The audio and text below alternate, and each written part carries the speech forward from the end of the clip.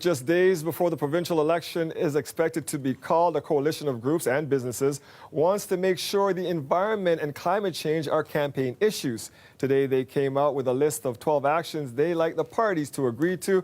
Lorenda Redekop has the details. Sean Smith runs a small business designed to improve soil quality. For him, it was a no-brainer to add his company's name to a call for action on climate change. I think climate is the #1 issue of our time. In part, it's for his 2 children. They're very young. What kind of change are they going to see in their lifetime? And I think about Indigenous wisdom that says, think 7 generations into the future. And what is that going to mean as well?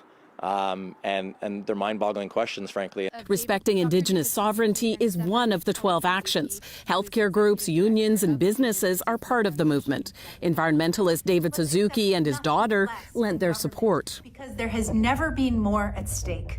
Because if the climate fails, every injustice will be amplified. The coalition calls for parties to limit global warming to 1.5 degrees Celsius, invest 2% of GDP in a zero-emissions economy, end fossil fuel subsidies, and rapidly wind down fossil fuel use, plus bring back the office of the Independent Environment Commissioner. The Ford government scrapped it. There is currently an Environment Commissioner, though the role is under the Auditor General's office. Well, she has all sorts of things to report on.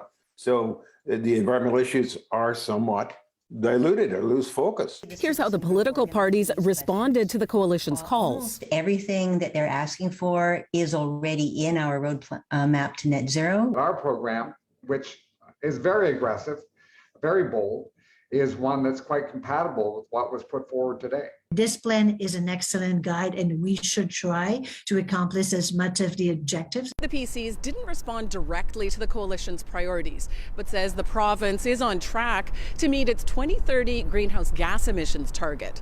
It says their approach is to be flexible to the circumstances for job creators and not harm Ontario's economic growth.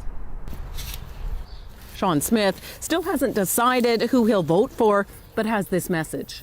Change is possible now, and we need politicians who are going to take action now. Lorenda Redekop, CBC News, Toronto. The city